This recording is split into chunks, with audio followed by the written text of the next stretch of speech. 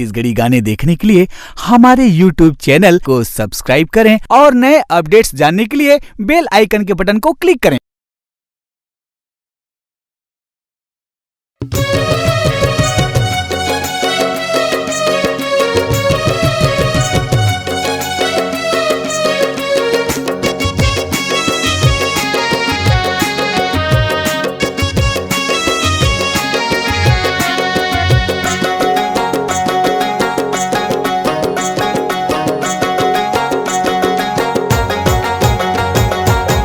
दाई जगराता तोरे भक्त जयकार करे, दाई जगराता तोरे भक्त जयकार करे।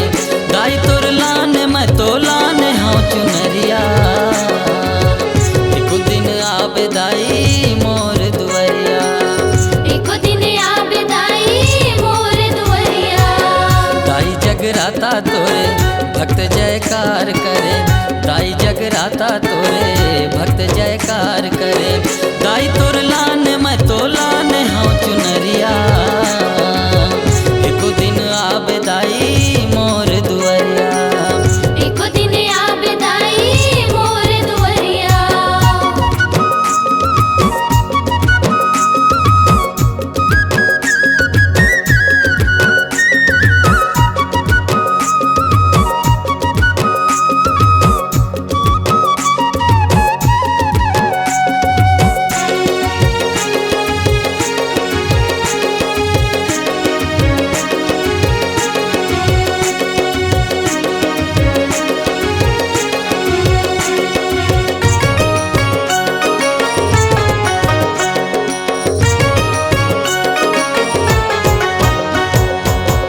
अंधन लादाई आँख देहे वो, कोढ़न लादाई काया।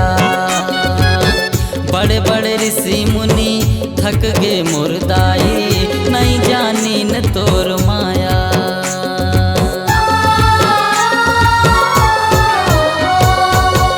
अंधन लादाई आँख देहे वो, कोढ़न लादाई काया।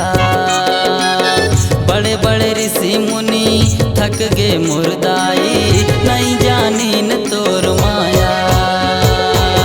दाई श्रृंगार तोरे मोहे तीनों लोक लारे, दाई श्रृंगार तोरे मोहे तीनों लोक लारे। दाई तोर लाने मैं तो लाने हाँ चुनरिया, एको दिन आबे दाई मोर दुआरिया, एको दिन आबे दाई मोर दुआरिया।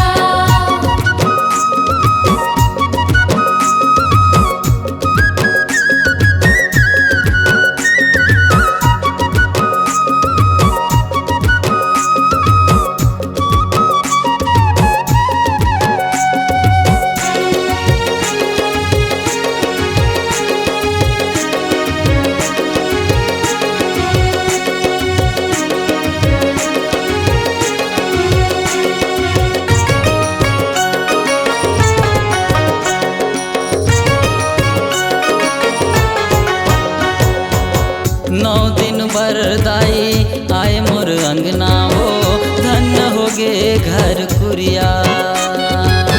गलती हो ही तेला माफी देबे दाई, जन करबे तोरले दुरिहा।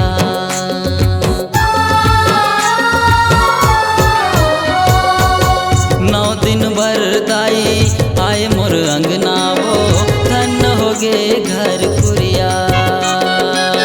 गलती हो ही तेला माफी देबे दाई, जन करबे तोरले दुरिया।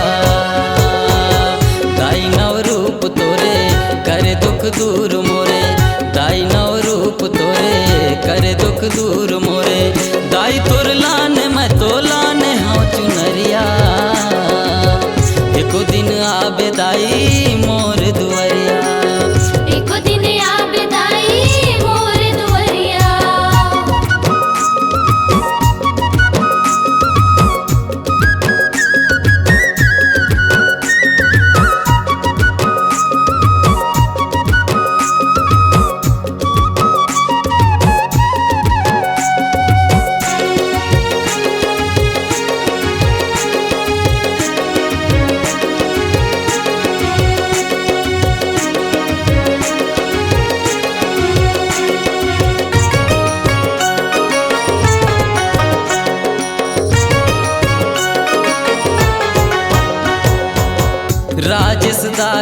तोर चरण पड़े माँ कर दे अचरा के छैया।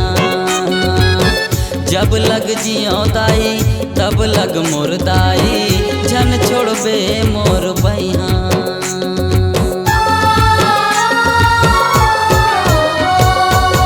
राजेश दाई तोर चरण पड़े माँ कर दे अचरा के छैया।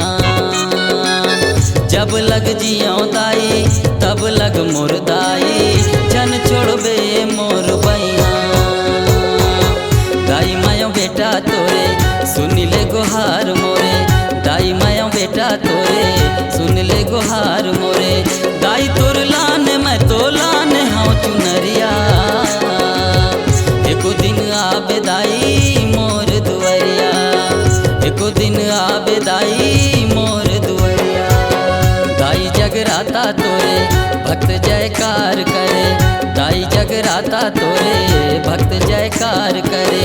दाई तुर लाने मैं तो लाने हाँ चुनरिया, एको दिन आबे दाई मोर दुआरिया, एको दिन आबे दाई मोर दुआरिया, एको दिन आबे दाई मोर दुआरिया, एको दिन आबे दाई मोर दुआरिया, एको दिन आबे दाई मोर दुआरिया, एको दिन आबे दाई मोर दुआरिया।